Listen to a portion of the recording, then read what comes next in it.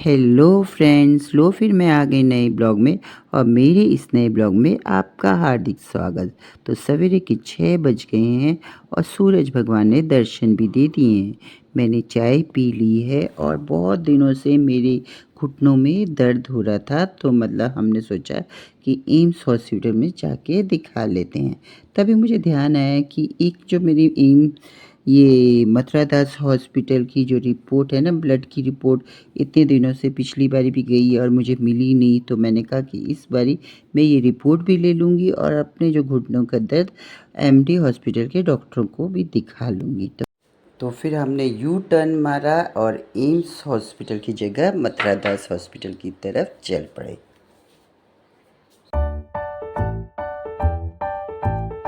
इस बार मैं gate number 1 से ना जाके गेट नंबर 2 से मैं मथुरा दास हॉस्पिटल गई, क्योंकि इससे ना मतलब मैंने ये देखा कि कहीं 2-3 बार जाओ ना तो बहुत कुछ मालूम चलता है हॉस्पिटल के बारे में। तो इधर से ओपीडी भी पास में पड़ता है और जो हमारे व्हीकल जो भी हम लोग पार्क करते हैं ना, उसका भी किराया कम है। तो खैर हम लोग इस गेट नंबर 2 से मथुरा दास हॉस्पिटल में दाखिल हुए।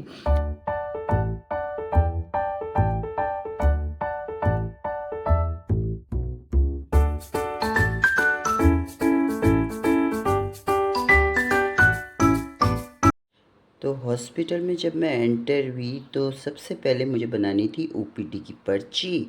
तो एक्चुअली जहाँ पे हम लोग हमेशा पर्ची बनाते थे ना, वहाँ पे पर्ची नहीं बनी। उन्होंने बोला दूसरी जगह। तो एक्चुअली क्या, हॉस्पिटल बहुत बड़ा है, घूमना पड़ता है। तो आखिर मुझे वो पर्ची वाला काउंटर मिल गया और मैंने मतलब बना ली अपनी ओपीडी वाली पर्ची।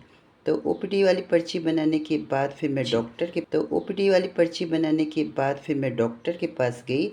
तो डॉक्टर ने मतलब मेरे लिए मतलब एक्सरे लिख दिया। इधर मैं एक्सरे का इंतज़ार कर रही हूँ और एक्सरे की रिपोर्ट आने के बाद डॉक्टर ने मुझे बहुत सारी कैल्शियम की और विटामिन्स की दवाई दी और उन्होंने बोला इसे खाते रहो, बिल्कुल सही हो जाओगे, और पर ज़्यादा आप घुटनों को मोड़ना नहीं। तो खैर मतलब इधर से तो मैं फ्री हो गई थी। फिर मैं दूसरी जो मेरे ब्लड की रिपोर्ट थी वो लेने के लिए गई और फिर वो दूसरे डॉक्टर के पास फिर से गई। और उसमें भी पता है मेरा जो विटामिन डी बहुत कम आया था, तो डॉक्टर ने बहुत सारी कैल्शियम की दवाई लिखकर मुझे दे दी। इधर मेरी छोटी बेटी ने बड़ी बेटी को फ़ोन करके बता दिया कि मम्मी आज एमडी हॉस्पिटल में गई है। तो बेटी ने आओ देखा नहीं दाव देखा और वो जोधपुर के लिए रवाना हो गई। तो मतलब फिर मुझे फ़ोन कर दिया कि मम्मी मैं शाम को 7 बजे के करीब मतलब मैं पहुंच जाऊंगी जोधपुर। तो खैर मैं इधर उसी का वेट कर रही हूँ और मतलब इंतज़ार कर रही हूँ। 5 बजे से ही लग गई हूँ और ये देखिए बज गए 7, शाम हो गई है और अभी तक मेरी डॉटर नहीं आई है। तो मैं हर आने जाने वाले जो भी व्हीकल आते हैं ना, उसको एक बार चेक कर रही हूँ कि कहीं वो वाली जो ऑटो तो नहीं है जिसमें मेरी बेटी आने वाली है।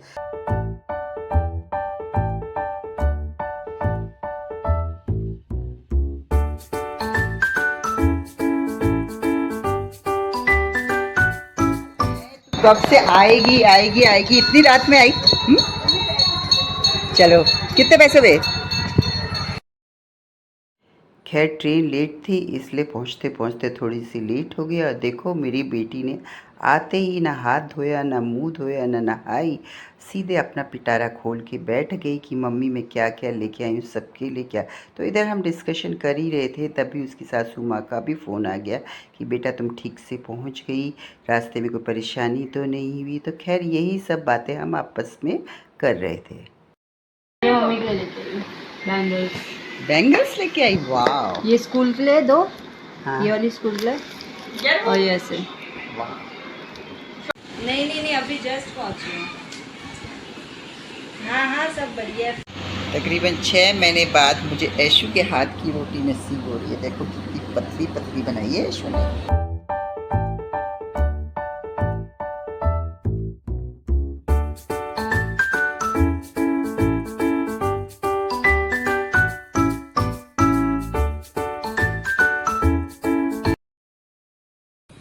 हेलो फ्रेंड्स, हम लोग जा रहे हैं सुनार के पास थेवा लेने के लिए।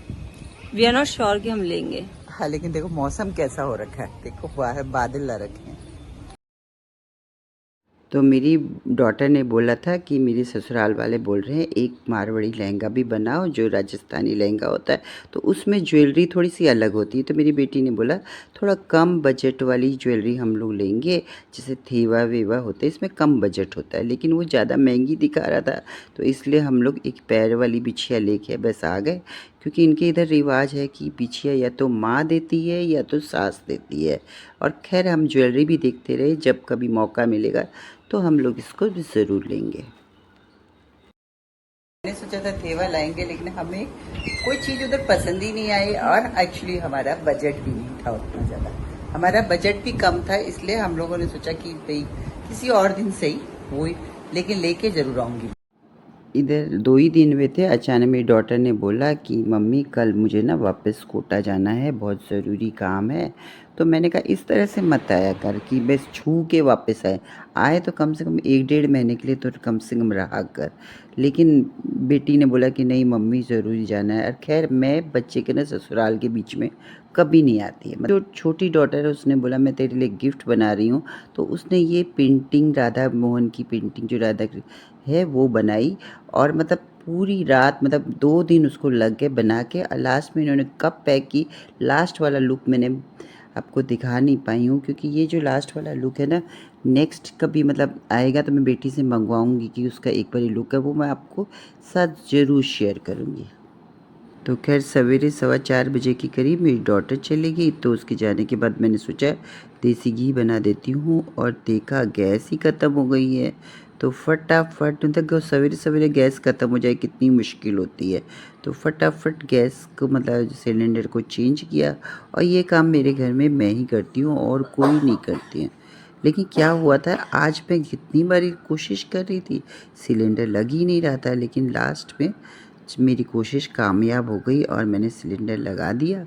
और फिर बाद में मैंने मतलब देसी घी भी बनाया, और उसके बाद शाम को मतलब क्या हुआ कि मैंने बोला हस्बैंड को कि मेरी डॉटर चली गई है, अब मेरे को उसकी याद आ रही है, तो आज मैं कुछ खाना बनाने वाली नहीं। तो मेरे हस्बैंड मिर्ची वड़ा और कचौड़ी लेके आ गए, साथ में ब्रेड लेके आ गए। इधर जोधपुर में ना ब्रेड के साथ मिर्ची वड़ा का बड़ा अच्छा कॉम्बिनेशन होता है, उसको कोई सेकना नहीं और ऐसे ही खाना है, और बहुत ही अच्छा लगता है। कभी कभी ना रेडी टू ईट भी खाना खाना चाहिए।